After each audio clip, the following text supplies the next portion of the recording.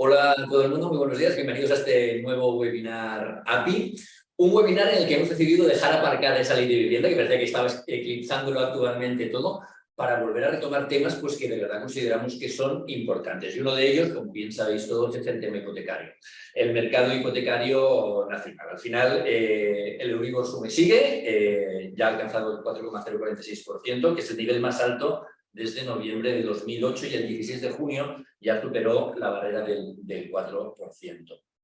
Y por lo visto, según he leído yo esta misma mañana, esto va a seguir durante el mes de julio. Entonces creíamos pues, que era muy importante seguir, retomar este tipo de temas que nos afectan a nosotros y afectan también a nuestros clientes. Si hacemos ese símil que tanto nos gusta hacer, pero que tan claras deja las cosas, estamos en un momento en el que para un préstamo teórico de 150.000 euros a 25 años con un diferencial de un punto sobre el Euribor, el pago mensual de esa familia o esa persona que tenga que hacer frente a esa hipoteca se incrementaría en 251 euros mensuales o aproximadamente en 3.000 euros anuales. De toda esta información, pues hoy pretendemos analizar un poquito este mercado, cuál es la situación, cuál va a ser la evolución e incluso si existen oportunidades actuales en este mercado hipotecario. Y para ello pues, tenemos dos invitados, ahora os explico por qué solo he revisado uno de ellos. Tenemos a Patricia Rius Gallar, que es directora de segmentos particulares de Territorial Banc de Sabadell. Hola Patricia, ¿cómo estáis? ¿Cómo estás? Muy bien, buenos días a todas y todos. Por un problema técnico no podremos ver a Patricia, pero por lo menos la podremos escuchar y seguiremos este webinar de la misma manera que si tuviéramos Patricia. Y por otro lado tenemos a Carlos Gicoromina, que es director de negocio transversal de particulares Territorial Cataluña, también del Banc de Sabadell. ¿Cómo estás, Carlos? Hola, muy buenas, muy bien, muchas gracias. Si te vemos, entonces haremos hoy un webinar viéndote a ti y escuchando a Patricia. Y como siempre, pues tenemos a nuestra directora general, a la directora general del colectivo API, a Ana Puigdevall, pues que como siempre guiará este webinar. ¿Qué tal, Ana? Buenos días. Hola, buenos días. Muchas gracias, Sergi. Yo Muy sí, bien. antes de que empieces, recordar, como hago siempre, que si tenéis preguntas, por favor, no os dirijáis al área de chat de Zoom, sino que uséis el área de preguntas y respuestas. Si tuvierais preguntas, las dirigís allí y al final de la sesión, Ana les trasladará tanto a Patricia como a Carlos las preguntas que pudierais tener. Y yo, dicho esto, Ana, te cedo la palabra. Muy bien, pues muchas gracias, Sergi. Pues ya os lo he comentado, Sergi, ¿no? O sea, como sabéis, una de las cosas que más nos interesa a nosotros es conocer el mercado, saber qué es lo que está pasando en el mercado. Y los tipos de interés, al final, y la financiación es una parte importantísima de lo que sería todo nuestro mercado y de nuestro acceso a la vivienda. Lo que es evidente es que el Banco Central Europeo tiene muy claro que hasta que la inflación no esté controlada, los tipos de interés van a seguir subiendo. Van a seguir subiendo. Estamos que acaban de subir ahora un 4%, en julio parece ser que van a volver a subir un cuarto de punto más, ¿vale? Y eso lo que está haciendo, ¿por qué lo hacen? Evidentemente lo que quieren es frenar la inflación y para frenar la inflación tienen que frenar la demanda y tienen que frenar el consumo. Subiendo los tipos de interés, evidentemente eso es lo que hacen. Suben los tipos de interés, por lo tanto lo que hacen es frenar la compra, frenar la demanda y por lo tanto automáticamente controlan la inflación. Eso les está pasando, yo creo que han tenido un problema importante y es que veían que la energía realmente había subido, se ha controlado la inflación de la energía, pero no se ha controlado la inflación de salarios y eso lo que hace es que esa inflación tenga un comportamiento peor del que se esperaban. En el año 2023 se prevé que tengamos una inflación aproximadamente de un 5,4%, ¿vale? Para el año 2024 las previsiones ya están aproximadamente en el 3% y en el 2025 un 2,5%, pero lejos del 2% que quiere la inflación y quiere el Banco Central, de la inflación que quiere el Banco Central Europeo. Por lo tanto, eso significa que los tipos de interés altos los vamos a tener allí, los vamos a mantener seguramente más de lo que preveíamos. Pero para eso nos van a hablar unos expertos, nos van a hablar desde el Banco de Sabadell, que primero nos van a hacer una presentación, nos van a explicar cómo está el tema y después, como siempre, vais a poder hacer preguntas. Siempre os decimos que las preguntas y respuestas, por favor, nos las hagáis por el canal de preguntas y respuestas, porque el chat muchas veces corre muy rápido y una pregunta puesta en el chat se puede perder. Por lo tanto, vamos a dar el paso primero a Carlos y a Patricia para que nos cuenten exactamente qué es lo que está pasando, cómo está fluyendo esa financiación y cómo realmente va a poder fluir esa financiación que tanto necesitamos. Y entonces a partir de ahí lo que veremos es a cómo todos nuestros clientes tienen esas soluciones para acceder a ese mercado inmobiliario y ese mercado hipotecario que tanto necesitan. Muy bien, Carlos. Pues Carlos, Patricia, bienvenidos. Muchas gracias por estar aquí. Y por favor, si nos pasáis primero la presentación, después seguiremos con las preguntas. Muy bien, Muy bien, Carlos, Ana. si Pues quieres. sí, yo estoy compartiendo ya lo que es el documento. Sí, Vale, cuando lo estéis viendo, ¿me podríais confirmar, por sí, favor? sí, ya lo Ve, vemos. Carlos. ¿Ya lo estáis viendo? Sí, Venga. si lo pones en pantalla completa mejor. Está en pantalla completa. ¿Puede ser que no lo veáis por pantalla completa? No. Vale. Bueno, lo vemos con la diapositiva siguiente, pero no hay problema, hazlo así. ¿Qué veis ahora? Espera. Un segundito y perdonad, ¿eh? ¿Y ahora? Ahora. Perfecto. Pues Patricia, cuando quieras. Si quieres, ¿empezás? Sí, en primer lugar, agradecer a Ana Puigdevall y al Colegio de APIs de Cataluña que haya contado con nosotros para compartir esta visión de negocio hipotecario que tenemos aquí actualmente. Hemos preparado una sesión que iniciará mi compañero Carlos, explicando un poco la situación actual, tal como nos explicaba Ana. Y después pasaré yo un poco a explicaros un poco la estrategia que está haciendo Banc Sabadell en dos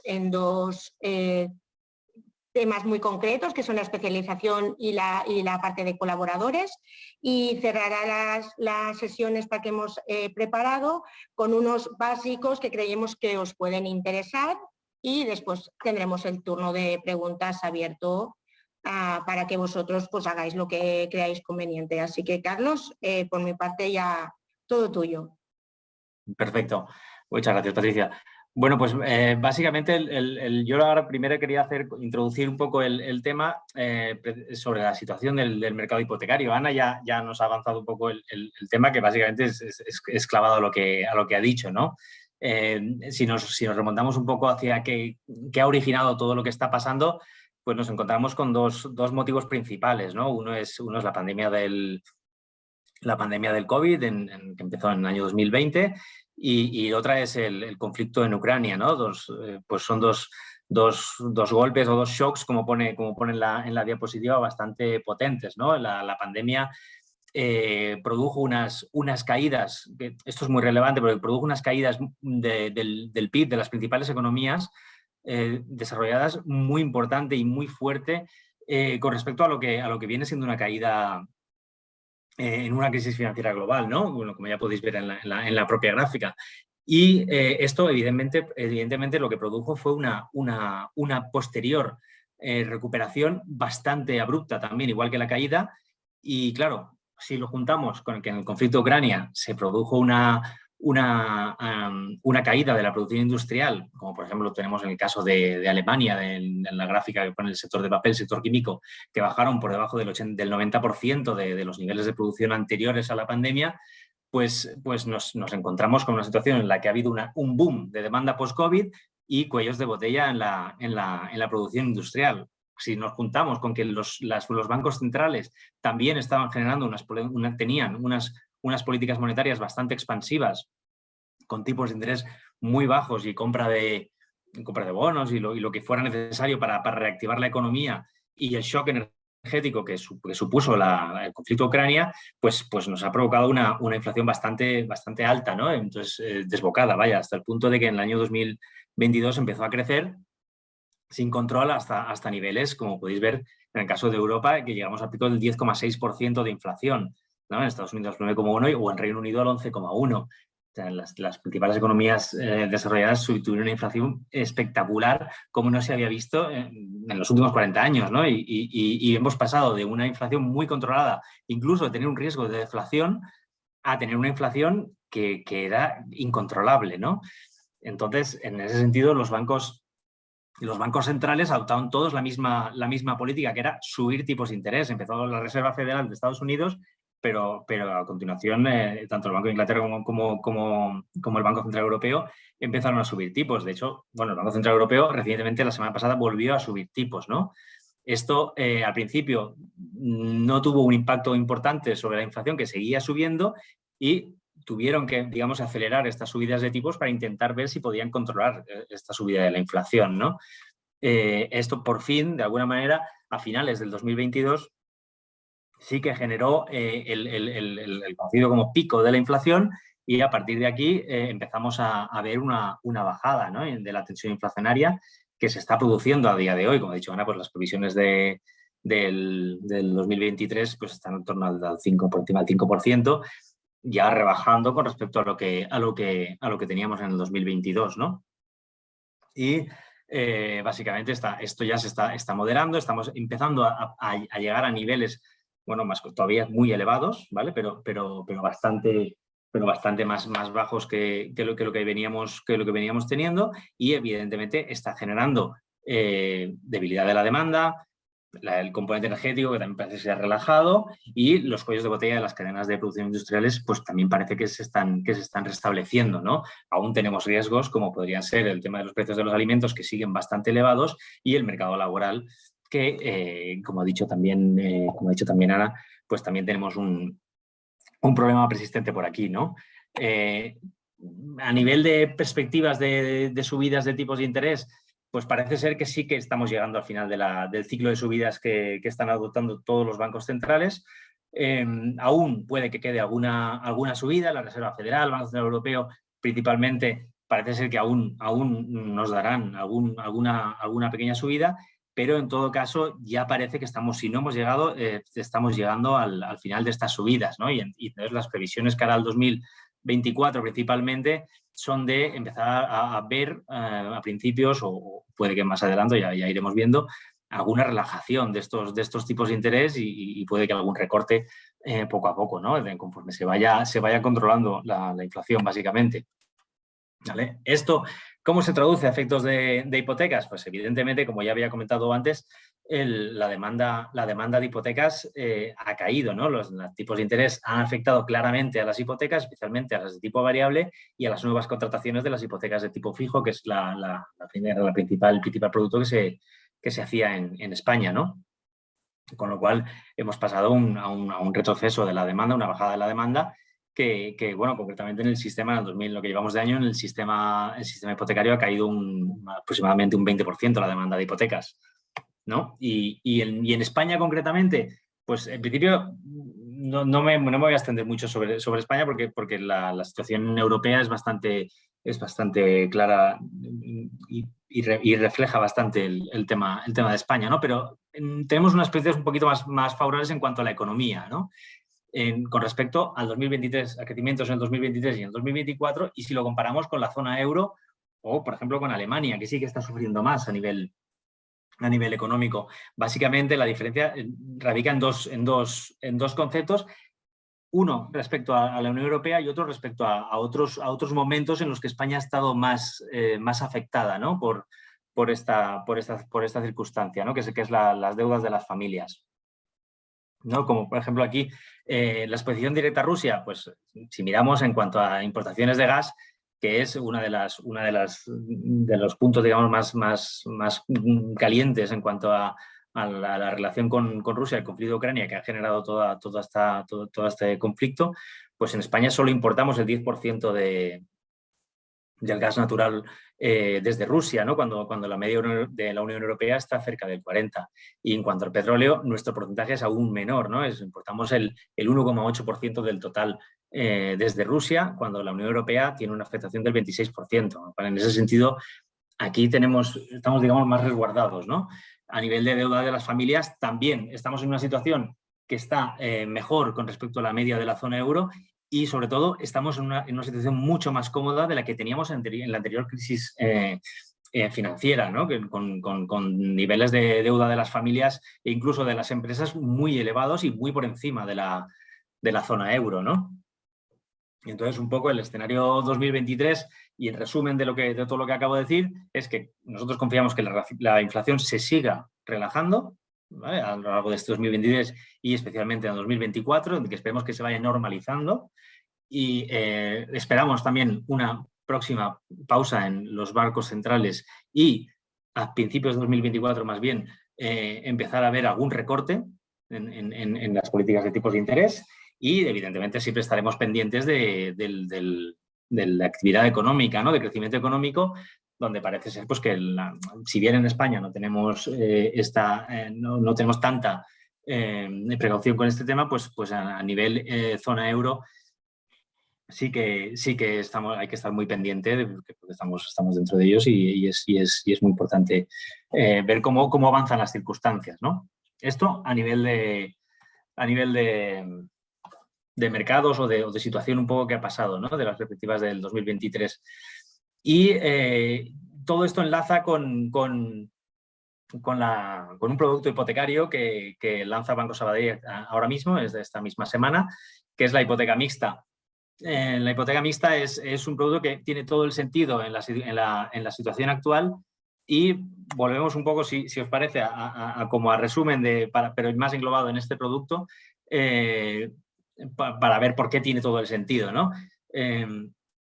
La evolución de los tipos de interés al alza ha generado un tensionamiento, una caída en la demanda y un encarecimiento grave en la oferta de hipotecas, tanto fijas como variables, ¿no? Hemos pasado, si tiramos desde el 2015 hasta el 2023, cuando hemos pasado en un mercado que hacía prácticamente todas las hipotecas a tipo variable, con la caída de los tipos de interés empezó la hipoteca fija, que es la línea azul de la gráfica de la derecha, a coger protagonismo hasta el punto de que llegamos a niveles del 80% de la producción de hipotecaria se hacía a tipo fijo, ¿no? En el año 2022 o 2021 principalmente.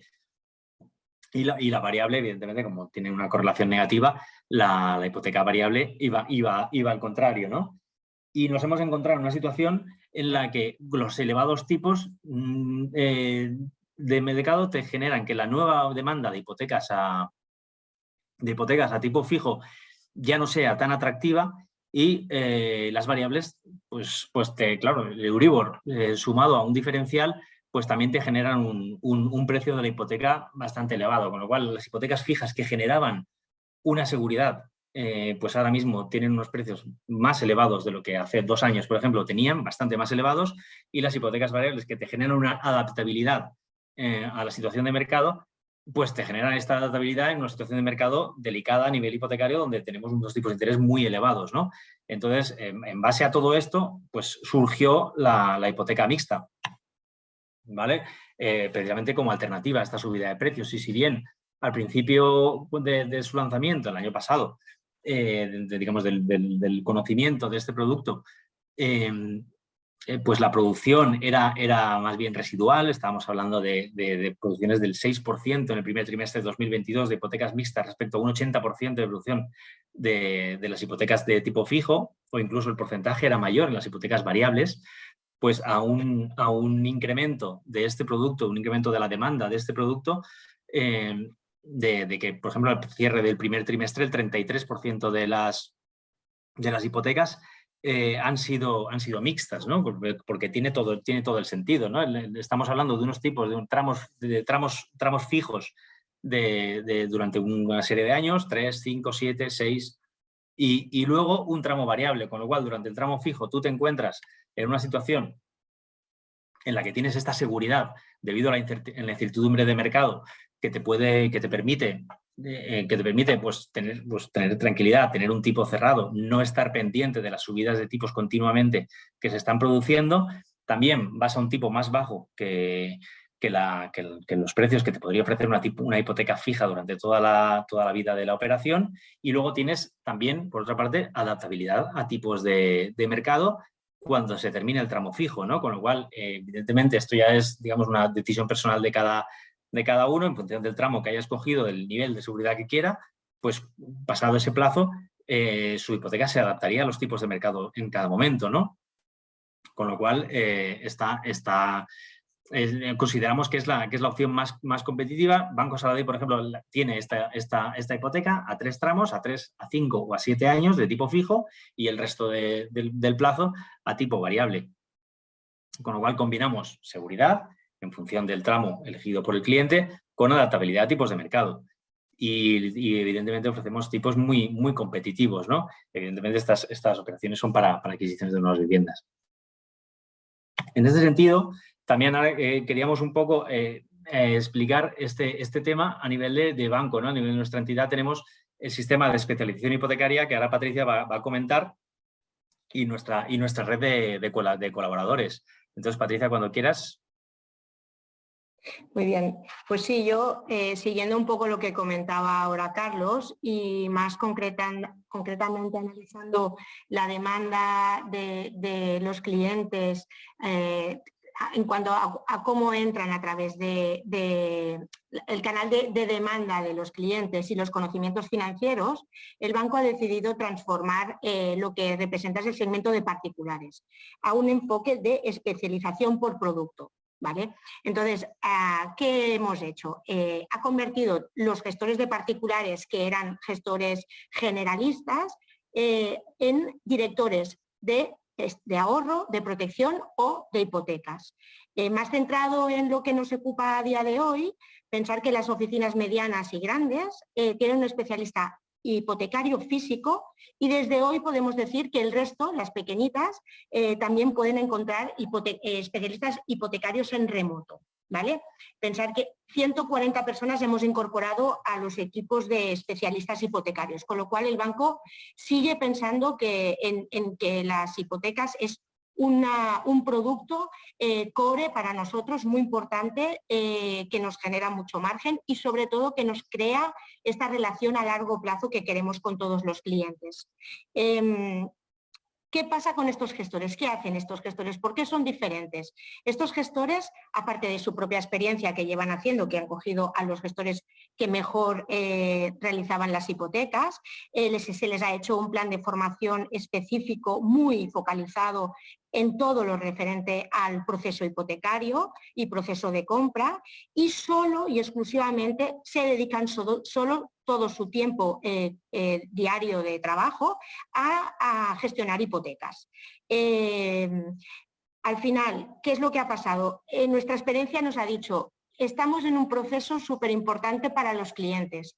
Los clientes, cuando deciden comprarse una vivienda, es un proceso largo, es un proceso que para ellos les crea una ansiedad y esto hay posibilidad de trabajarlo, de acompañar al cliente en este proceso tan complicado para ellos y al final es un hecho para nosotros diferencial que el banco haya decidido especializarse respecto a la competencia. Aquí no tenemos competencia en este sentido. Y a partir de aquí nos hemos convertido en gestor, o sea, el banco es mucho más ágil, mucho más eficiente y al final, sobre todo, lo que hemos mejorado es la experiencia cliente.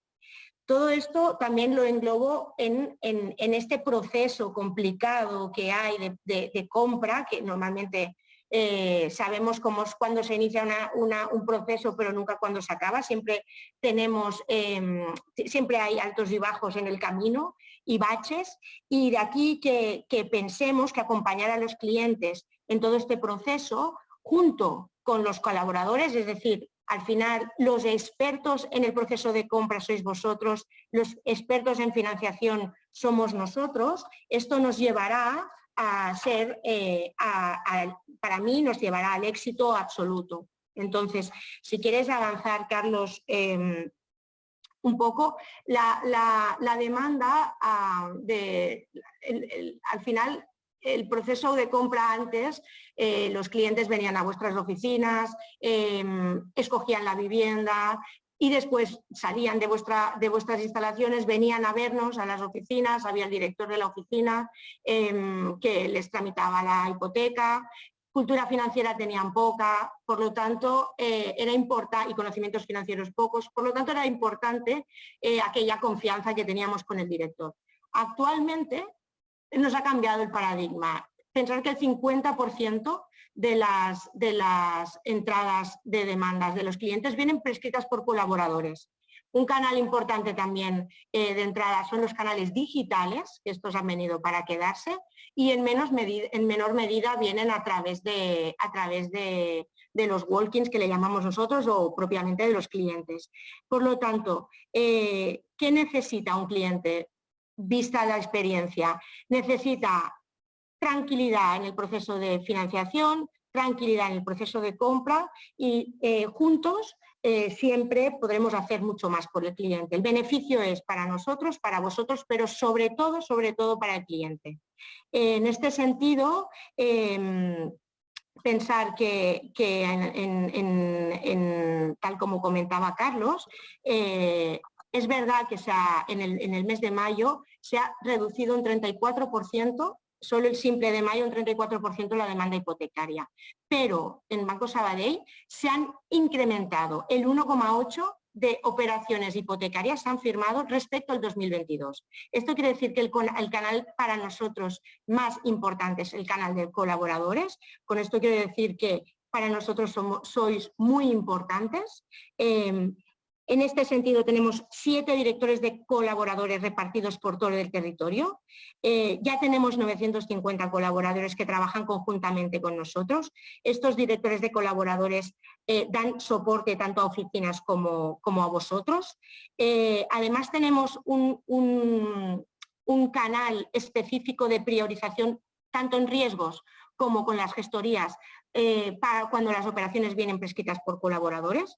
Por lo tanto, tenemos todo el engranaje para que las operaciones que vengan desde vuestro canal sean lo más ágiles, más rápidas, más eficientes posibles y al final que todos sumemos y que el cliente se quede sobre todo súper contento. También quiero añadir que el contrato de colaboración que tenemos, que nosotros firmamos, no es en ningún caso es exclusivo, por lo tanto se puede seguir trabajando con otras entidades sin ningún problema y que además no exige un número mínimo de operaciones para vincularnos, con lo cual total libertad.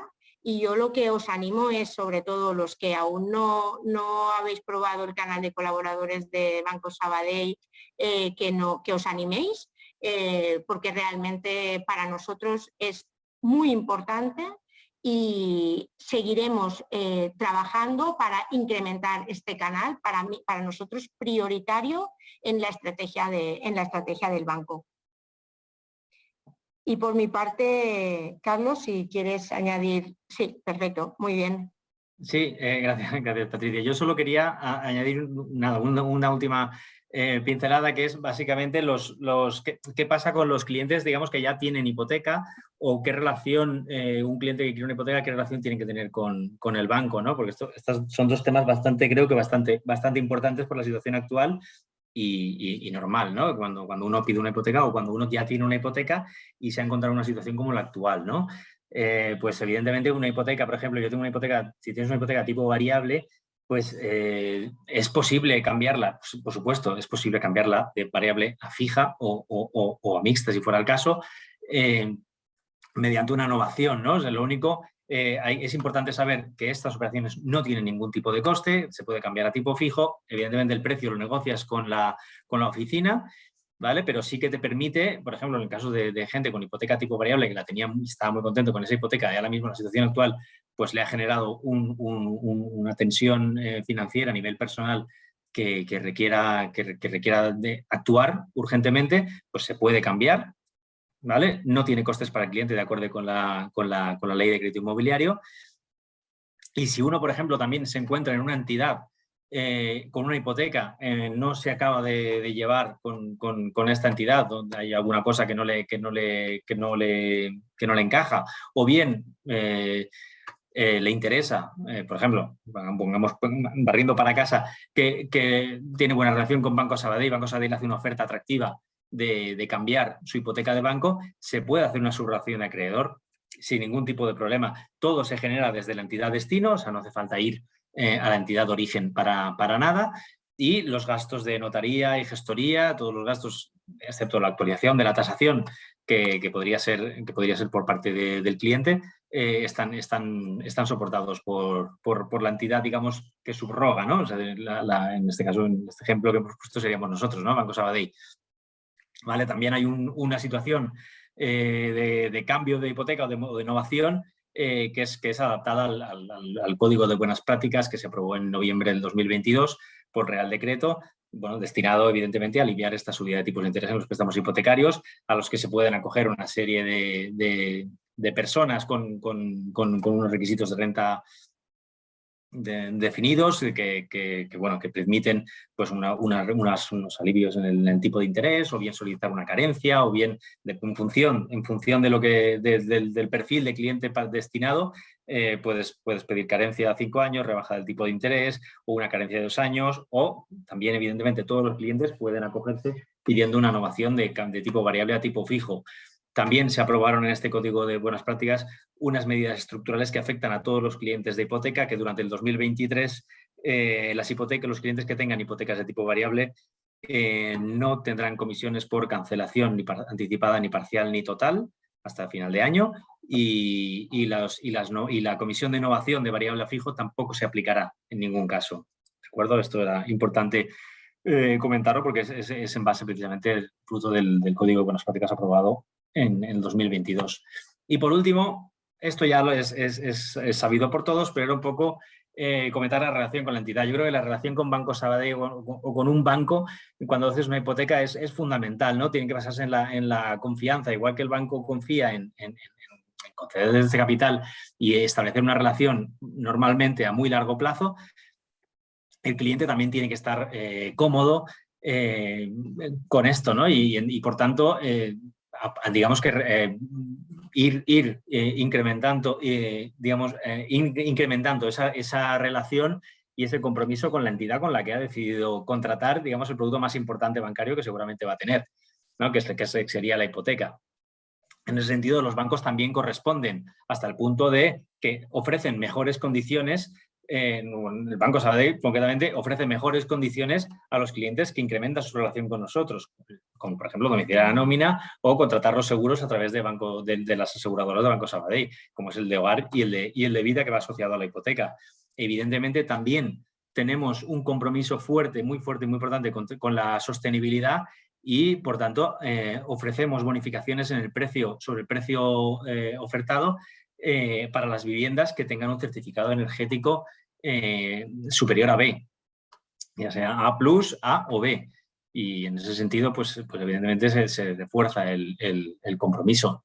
Y ya para terminar, porque no sé si nos estamos extendiendo demasiado, comentar un poco a nivel de gastos. Esto ya lo conocéis todos seguro, pero a nivel de gastos, evidentemente, de gastos de la hipoteca, la entidad financiera corre con todos los gastos vinculados a la hipoteca, que es el impuesto de la JD, notaría, registro, gestoría, y a nivel de hipoteca el cliente solo correría con los gastos de la tasación.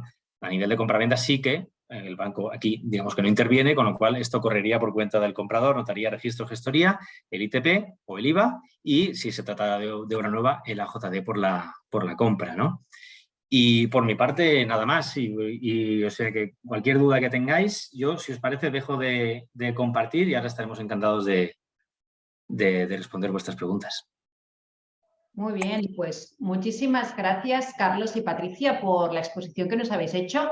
Yo voy a empezar con... Hay 2 preguntas, pero que prácticamente son la misma en la parte de preguntas y respuestas. Yo haré alguna pregunta también que tenía yo pendiente para haceros. Y en todo caso iré sumando después las preguntas que puedan aparecer más en el apartado de preguntas y respuestas. Yo creo que tanto Marcos Revidiego como Marc Ulibe nos hacen una pregunta que se parece mucho, que sería ¿cuáles son las condiciones en una hipoteca mixta? Es decir, ¿a qué tipo de interés va el tramo fijo? Y después la parte variable, ¿vale? La parte del Euribor, ¿a qué condiciones sería? Euribor más qué diferencial.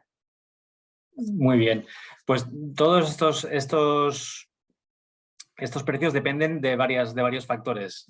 Del plazo al que estamos pidiendo la hipoteca, pues no es lo mismo pedirla a 30 años que pedirla a 15, por ejemplo, y del tramo fijo del que estemos hablando, no es lo mismo hacer una mixta con un tramo fijo de 3 que un tramo fijo de 7 o de 5, ¿vale? Y también del perfil del cliente. No sé si sabéis que todas las entidades financieras normalmente evalúan, igual que a nivel de empresas, también se establecen unos ratings, ¿no? Unas cualificaciones.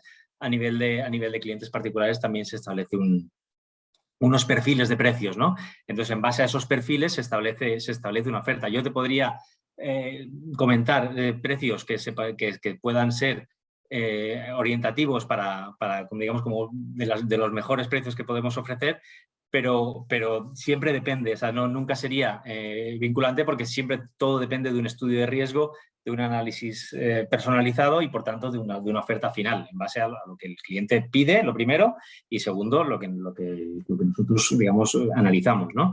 Pero, en todo caso, el tramo más barato en cuanto a hipoteca mixta se encuentra en el tramo de 3 años, el más económico en el tramo fijo de precio, ¿vale? Que rondaría el 3%. ¿Vale? En el mejor de los casos está incluso un pelín por debajo del 3%, ¿vale? Aplicando bonificaciones. Y en el tramo de 5, pues todo va incrementándose alrededor de 20-30 puntos básicos para 5, para 7. ¿Vale? El tramo variable sí que es más estable en todos los casos, excepto puede que en el último, donde más o menos el diferencial sobre el Euribor ronda el 0, en el mejor de los casos, sobre el 0,85, 0,95, por ahí iría.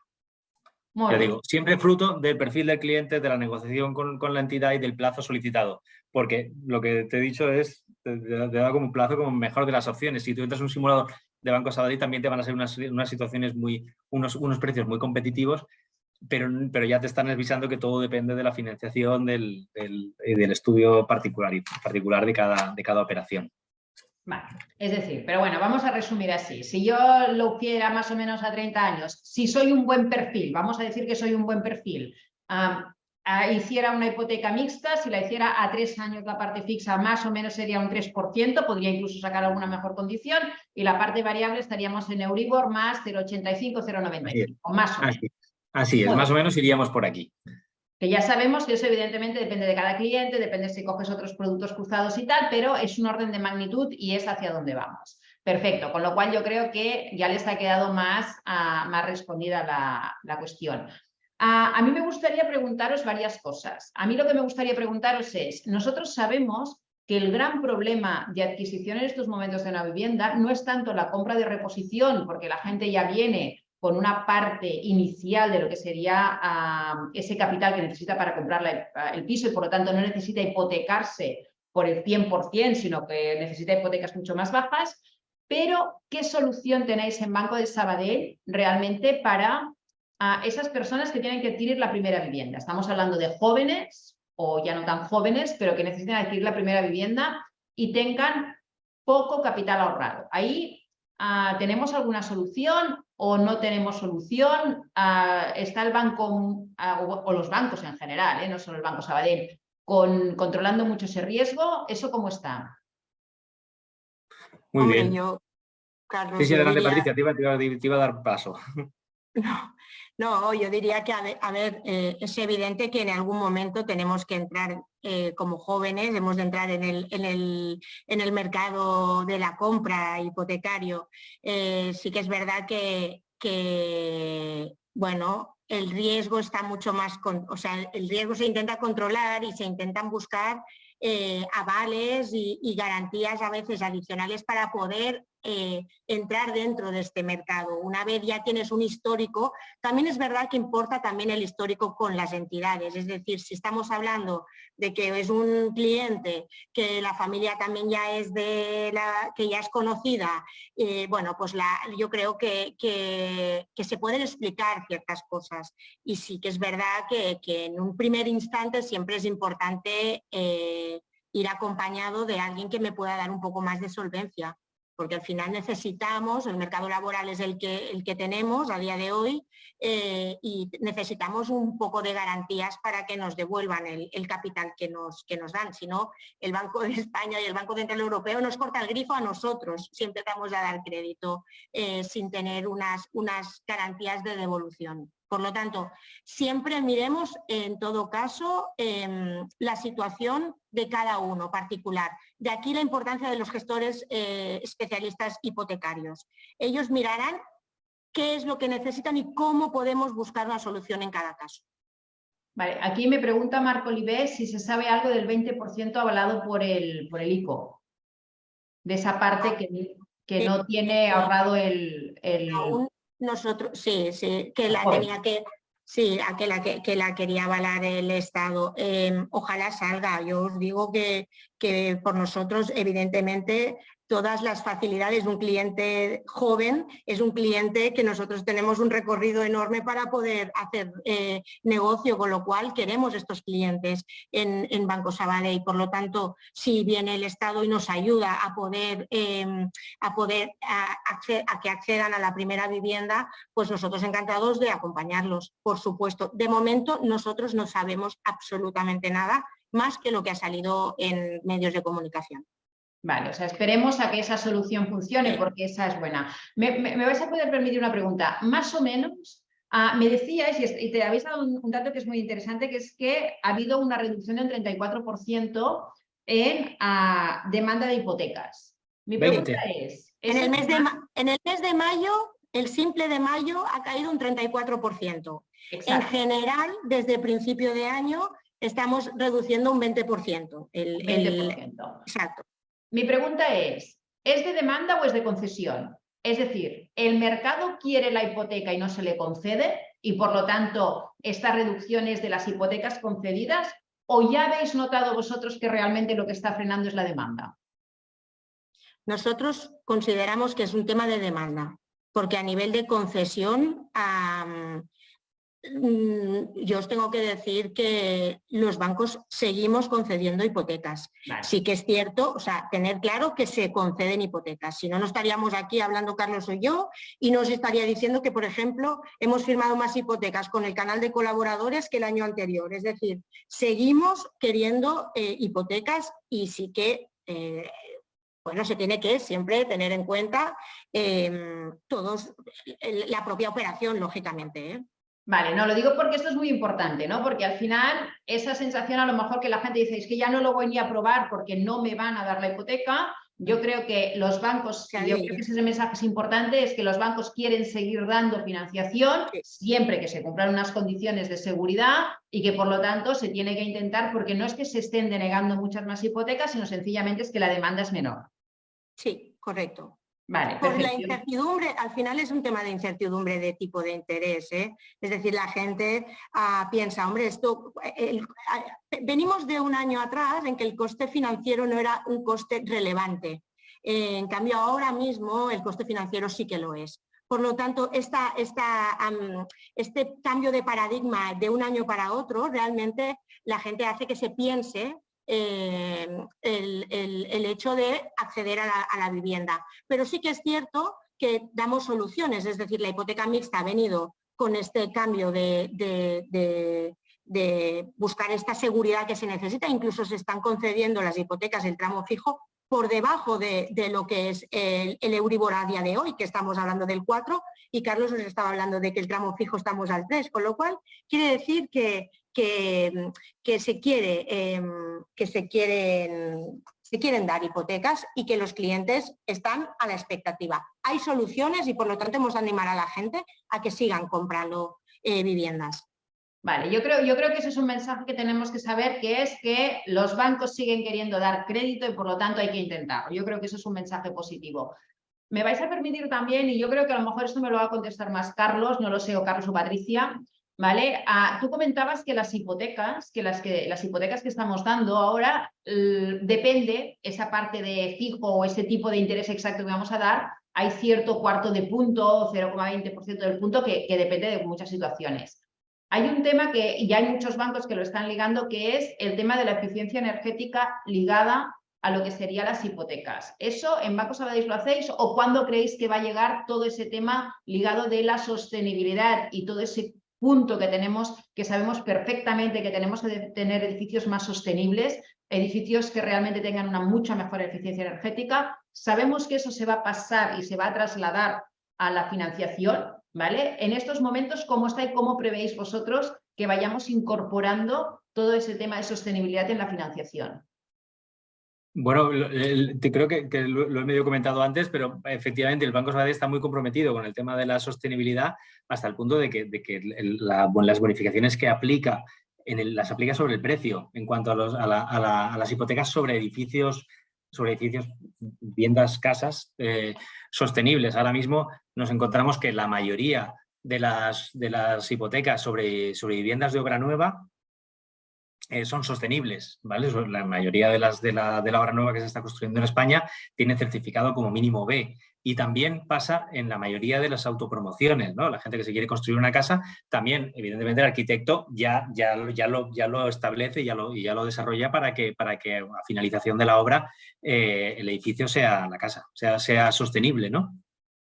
Y por tanto nosotros, uno de los supuestos, por ejemplo, que te comentaba, que te decía, el tramo fijo de las hipotecas mixtas está con el 3 habitualmente por debajo en algunos casos, este sería uno, en el caso de la sostenibilidad. ¿Por qué? Porque las bonificaciones las aplicamos directamente sobre el tipo de interés y aplican toda la vida. Con lo cual, nosotros en ese sentido sí que demostramos nuestro compromiso, ¿no? con la sostenibilidad. Como sabéis, tiene establecido una dirección de sostenibilidad que abarca muchos ámbitos, pero en cuanto a hipotecario, directamente se ha optado de momento por premiar a las hipotecas sobre viviendas sostenibles. Igual que también tenemos préstamos consumo para vehículos más sostenibles, los tenemos también con bonificaciones, que tienen en todas las áreas. Lo que es que en la que nos ocupa, la bonificación va directa sobre el precio del tipo de interés de la hipoteca, tanto en el tramo fijo como en el variable, ¿eh? Vale, entonces, permíteme una cosa. Añadir, Sí. perdón, Ana. No, Yo no, añadiría Patricia. sobre todo que hay una oportunidad aquí importante, yo creo que para vosotros y también para nosotros, a través de los fondos Next Generation, porque realmente aquí, si tuviéramos esta cultura de intentar reformar todas las viviendas, hay la partida de mejoras energéticas del propio piso, de los cierres. Si usáramos esta ayuda, realmente convertiríamos la vivienda, a lo mejor mejoraríamos su certificado energético y podríamos llegar incluso, a mí me da la sensación incluso que nos convendría en general al mercado, nos convendría mejorar nuestra eficiencia energética, ya propio para el consumo, lógicamente, sino también a la hora de vender. Yo creo que si vendemos una vivienda con certificado A o B, tiene más posibilidades de que te la compren que no una de menor eficiencia, con lo cual fomentar un poco esta iniciativa de reformar las viviendas que tenemos, que a lo mejor son muy antiguas, creo que sería una muy buena oportunidad aquí en España. Vale, estoy absolutamente de acuerdo y además teniendo en cuenta que sabemos que en Francia ya no se puede alquilar una vivienda si no tiene un cierto nivel de eficiencia energética, estamos en una E, por lo tanto hay que rehabilitar ese parque y hay que intentar hacerlo ahora. Antes de entrar a una pregunta que nos hace Marcos del chat, os voy a hacer otra pregunta y es, si una persona tiene su casa, independientemente de los fondos de Next Generation, Patricia, que te doy la razón que hay que utilizarlos, lo que pasa es que es complejo utilizarlos y por lo tanto siempre hay que utilizarlos, pero es complejo. Una pregunta, si yo quiero hacer una rehabilitación en mi casa para hacer mi casa más sostenible, ¿las condiciones que estoy teniendo son las mismas que para una adquisición de vivienda o son unas condiciones diferentes? Si es para vivienda habitual, serán las de adquisición de vivienda.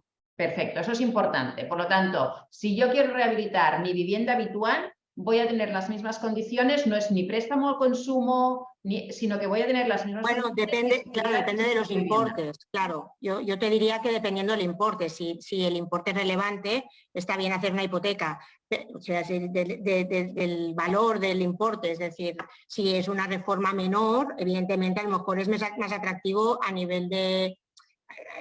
yo creo que a lo mejor es más atractivo hacer un préstamo al consumo, que también por eficiencia energética también son más económicos. Es decir, siempre nosotros ligamos el importe de la reforma a hacer una hipoteca o hacer un préstamo en función de esto del valor. Vale, entonces, lo digo para si tenemos que asesorar a un cliente, en el caso de que queramos hacer una reforma en nuestra casa para que sea más eficiente energéticamente, en el caso de que sean importes bajos, se recomienda más un préstamo al consumo porque tiene menos costes como si fuéramos de ejecución, y si es un alto importe, entonces se recomienda más lo que sería un préstamo hipotecario de vivienda habitual. Correcto. Sí, aplicaría un poco el sentido común, pero sí, es un poco esto, ¿eh? Si las reformas son, me invento, 20.000 euros, pues a lo mejor compensa, pues vas a pedir 15, pues no compensa hacer un préstamo hipotecario. Si las reformas son 80.000, pues igual sí que te tienes que plantear solicitar un préstamo. Entonces los precios, lo que decía Patricia, los precios son los mismos, tanto para la compra como para la reforma de vivienda. Muy bien. Pues vamos a pasar a una pregunta de Marcos que dice, ¿hay financiación para un particular que quiera construir su casa desde cero, suponiendo que ya compró la parcela y no tiene para la construcción?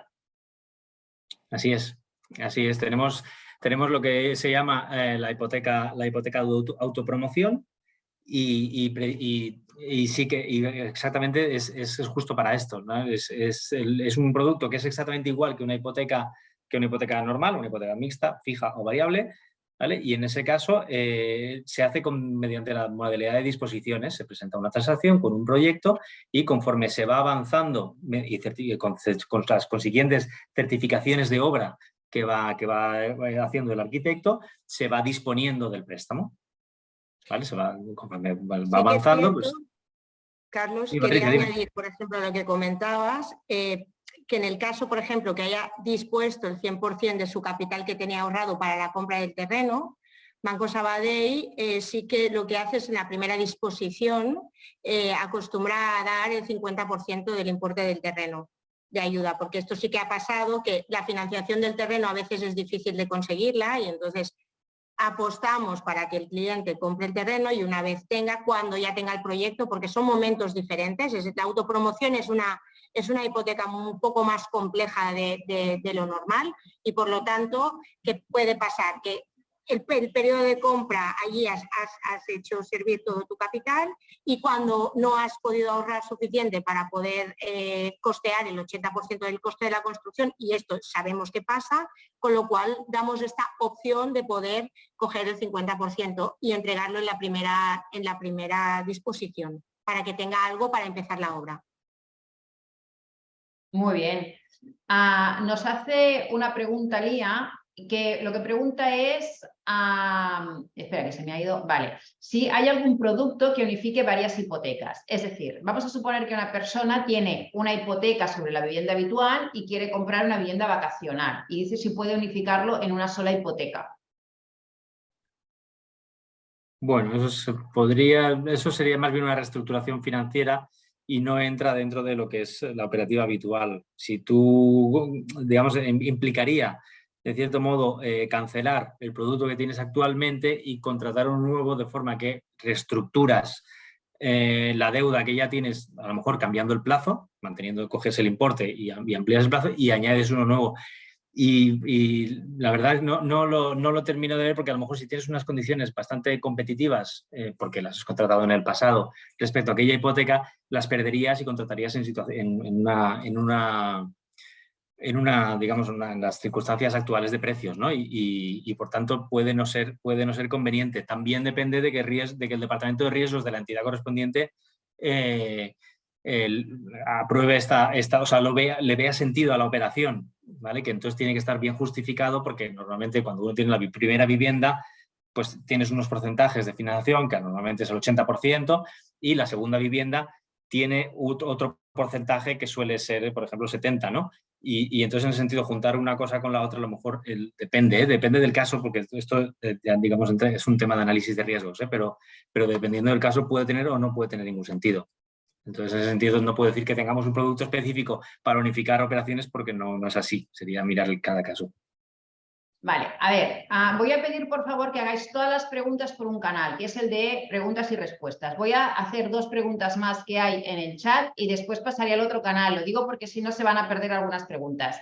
Hay una pregunta que dice, hola Ana, comentaste que no se puede alquilar viviendas que tengan una eficiencia energética menor que la E. Dice, no sé si lo he entendido bien. Solo en Francia. Aquí sí que se puede. En Francia ya no se puede. En España todavía se puede alquilar sin tener en cuenta la eficiencia energética. Lo que decimos es, cuando vemos lo que está pasando en nuestro país vecino, aquí va a pasar dentro de poco. ¿Cuándo? No lo sabemos. Ahora todavía se pueden alquilar viviendas con eficiencia energética, cualquier eficiencia energética. En España todavía no se aplica. Es en Francia, ¿vale? Por lo tanto, yo creo que ha quedado claro.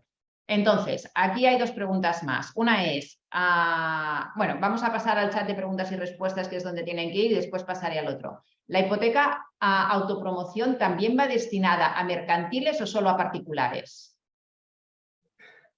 ¿Va destinada a particulares?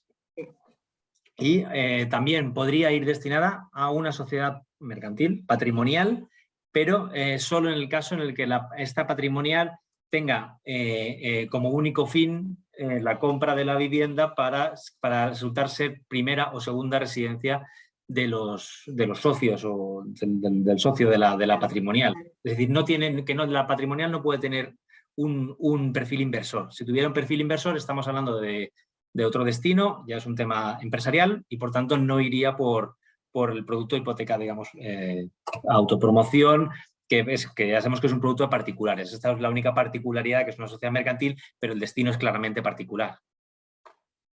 Vale, aquí hay una pregunta que dice, ¿podéis informarnos sobre las condiciones y circunstancias de las hipotecas abiertas frente a las cerradas? Eso de abiertas y cerradas, no sé exactamente si se refiere a fijas y variables, no lo sé, porque lo de abiertas y cerradas no sé exactamente. A lo mejor quiere decir hipotecas abiertas, que antes habían hipotecas que se pueden hacer disposiciones y que se concedía un capital quizá en ese momento y que puedes ir haciendo disposiciones en función de necesidades, y las hipotecas cerradas son las que una vez están concedidas se te entrega todo el capital y a partir de aquí, una vez ya llega el vencimiento, ya no puedes disponer del capital. Lo que pasa es que hipotecas abiertas a día de hoy no hay, yo creo que no tenemos en el mercado. No, yo diría, y perdonadme si me equivoco porque no soy abogado, pero diría que la ley de crédito, o sea, esto está contemplado como una hipoteca de máximos, de forma que, y por esta razón se puede, conforme vas consumiendo capital de la hipoteca, luego puedes volver a disponer. Pero diría que esto, la ley de crédito inmobiliario lo bloqueó de alguna manera y no me suena que ninguna entidad lo esté aplicando ahora mismo. Vale, o sea, eran hipotecas antiguas en las que están vigentes era muchas, un crédito abierto, por decirlo de alguna manera. Exacto. Y por lo tanto lo que podías era ir solicitando a medida que se conseguía. Dice, no, una hipoteca cerrada está asociada a una vivienda, pero la abierta puede trasladarse a otras viviendas aunque la vendas. Hipotecas abiertas pues nosotros no tenemos, ni considero que el mercado, y además es que tampoco no tienen mucho sentido, porque al final la hipoteca está garantizando el bien que estoy dando y una vez ya vendo esta vivienda, trasladar esta garantía, o sea, la financiación a otra vivienda, es que creo que no sé ni si jurídicamente podríamos hacerlo. Es que yo diría que hasta jurídicamente, bueno, al menos en Banco Sabadell nosotros no podemos. Muy bien. Pues mira, justo estamos, que faltan 2 minutos para cerrar el webinar, la hora que siempre pedimos. No veo en estos momentos ninguna pregunta más, ni en lo que sería preguntas y respuestas, ni las veo en el chat. Por lo tanto, a Carlos, Patricia, muchísimas gracias por haber compartido vuestro conocimiento hoy. Yo creo que nos ha quedado claro que también estáis impulsando muchísimo el canal de colaboradores de todo lo que serían nuestros agentes inmobiliarios. Por lo tanto, si os parece bien, recordar, por favor, cómo se pueden poner en contacto con la parte de colaboradores en el caso de que realmente quisieran trabajar con vosotros. Y lo que sí que es muy importante, recordar a vuestros clientes que el crédito sí que está fluyendo, las entidades quieren dar crédito siempre y cuando se cumplan las condiciones, por lo tanto hay que intentarlo, ese no ya se tendría y por lo tanto yo creo que ese es un mensaje que tenemos que dar. Con lo cual, Carlos y Patricia, ¿queréis añadir algo más? ¿Dais el contacto de colaboradores? Sí. Lo hemos puesto en la presentación, que en la página donde hablamos de Sabadell Colaboradores había un correo electrónico que es 0901colaboradores@bancsabadell.com. Os repito, muchísimas gracias por este rato que hemos compartido con vosotros. El Banco Sabadell quiere estar al lado de los colaboradores, de los clientes, queremos acompañaros, creo que tiene todo el sentido del mundo que juntos haremos mucho más de lo que hacemos de forma individual y por lo tanto probarnos, y de verdad que muchísimas gracias por el tiempo y que estamos aquí para lo que necesitéis. Muy bien, pues muchísimas gracias a los dos y sabéis que continuamos siempre dándoos información de lo que es el mercado, de cómo podéis trabajar mejor y de cómo podéis dar soluciones a vuestros clientes. Nos vemos en el próximo webinar y recordar que este webinar también va a estar grabado por si después alguien necesita verlo posteriormente. Nos vemos, gracias. Buenos días a todos. Gracias a todos.